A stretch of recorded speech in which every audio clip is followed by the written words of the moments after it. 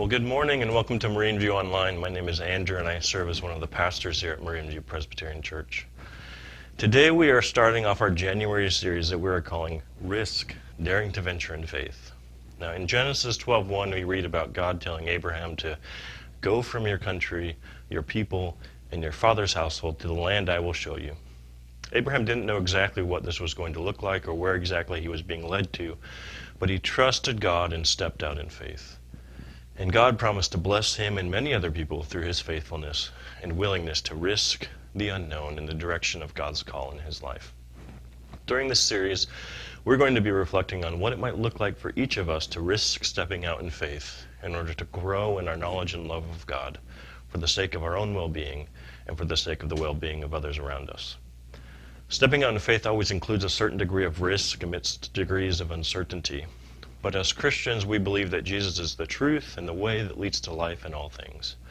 And because of that, we trust that risking in his direction is the wise move. In various ways in this series, we'll be asking, how might God be asking me to step out further into my faith in Jesus in 2025? What does it look like for me, or for you, or for us to risk seeking God and God's ways first in our life, and trusting that God will not only provide us with what we need, but also that he will bless us with the joy of knowing his presence in and through our life. What might daring to venture in faith look like?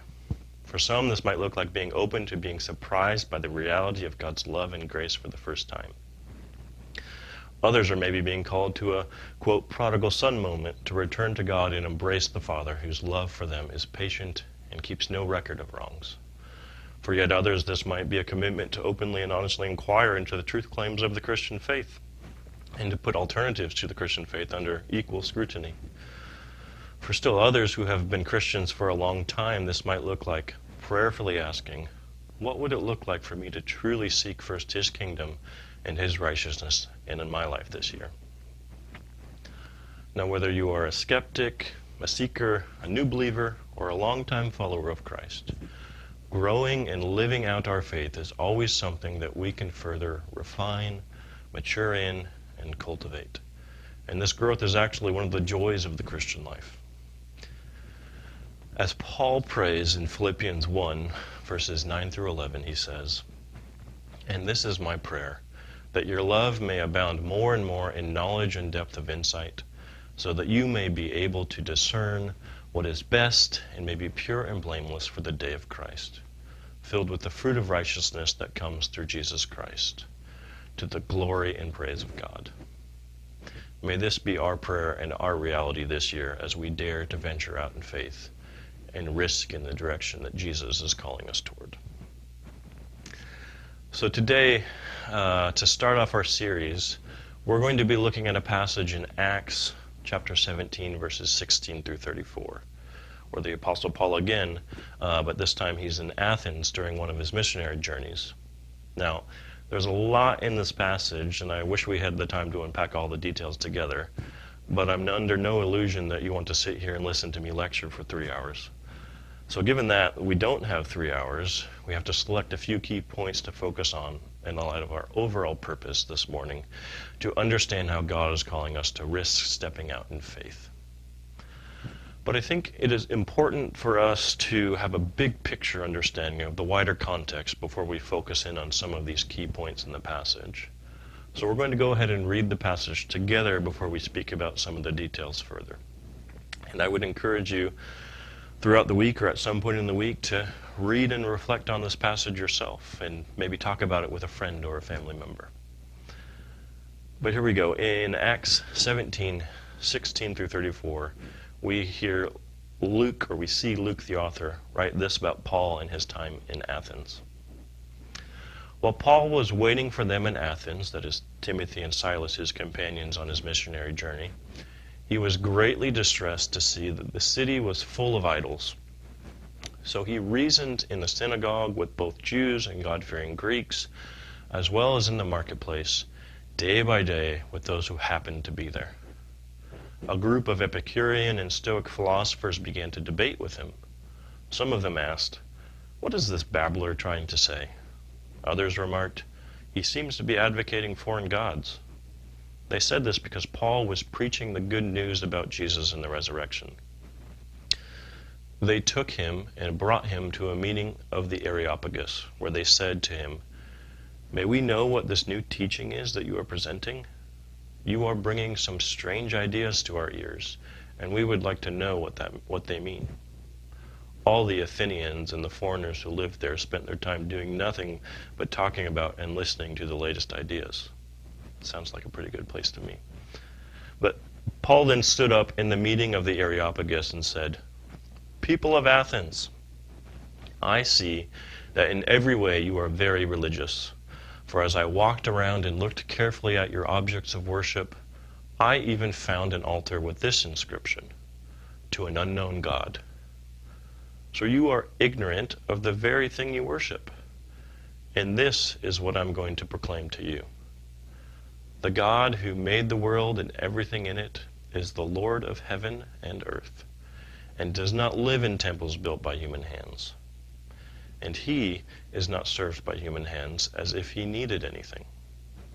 Rather, he himself gives everyone life and breath and everything else. From one man he made all the nations, that they should inhabit the whole earth, and he marked out their appointed times in history and the boundaries of their lands.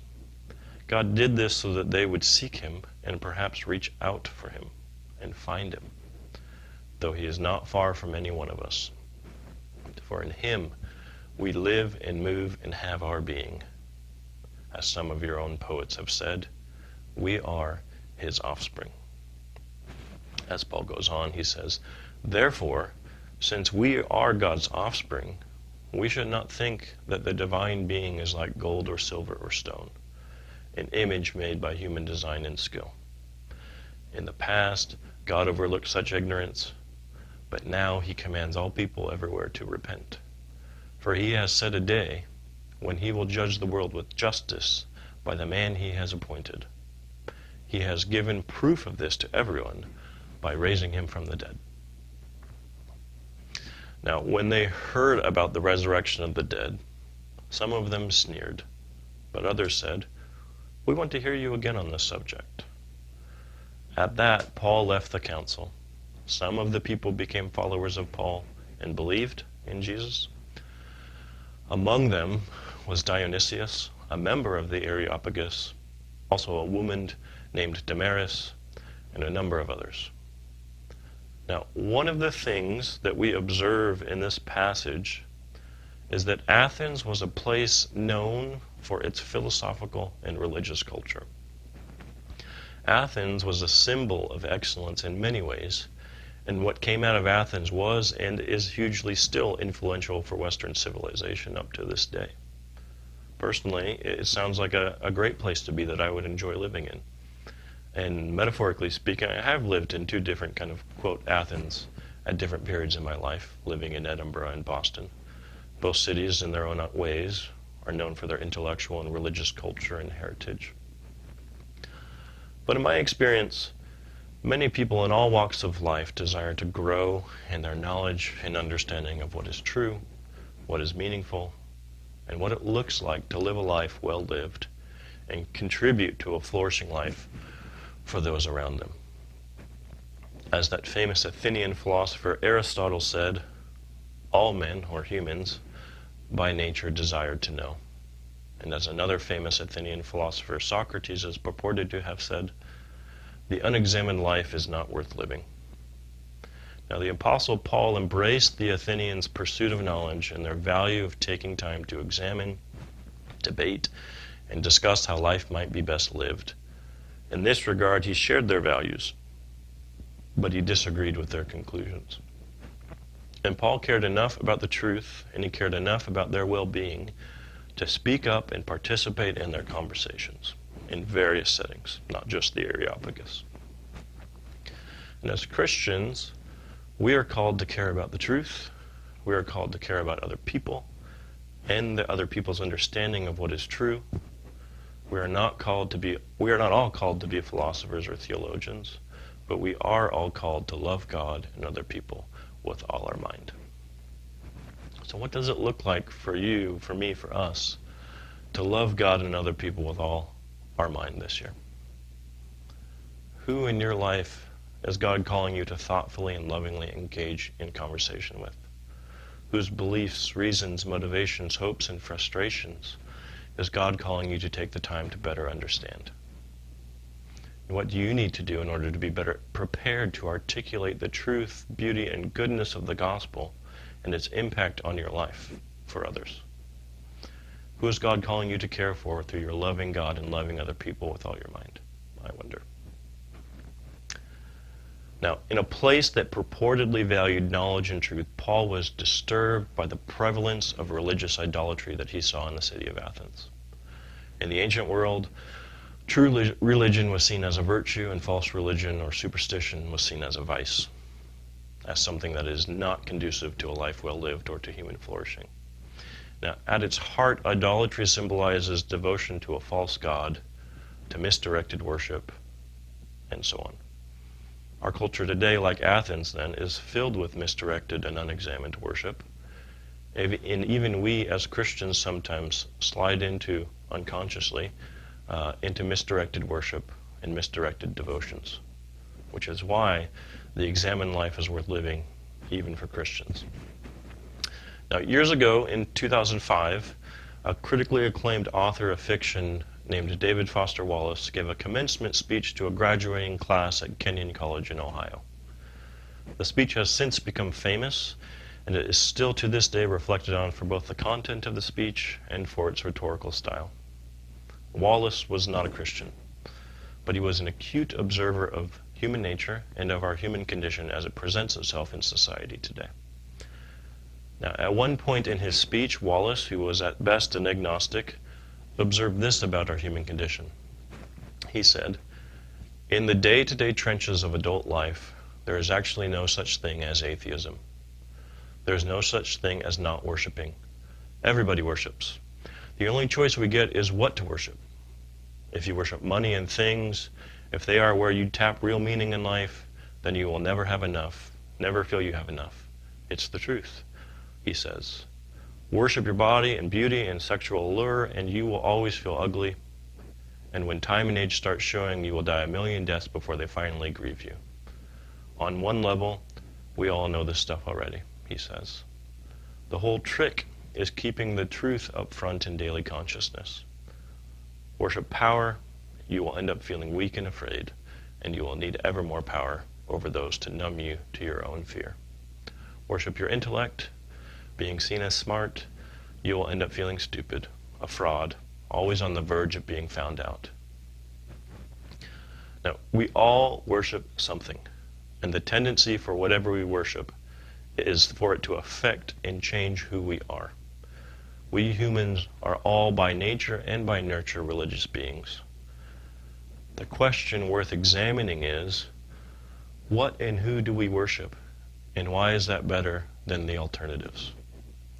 If we're not fully devoted to Jesus Christ, then why is whatever we are worshiping better than him?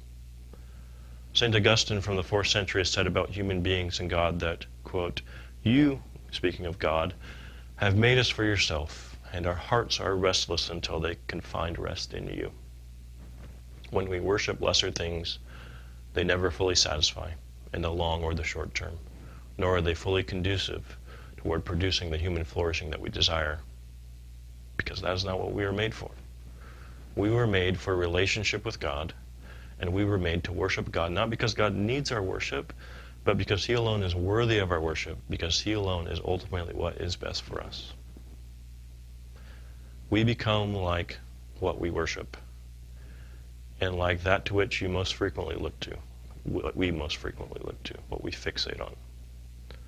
What would it look like for you, for me, and for us to risk the possibility of going all in with Jesus?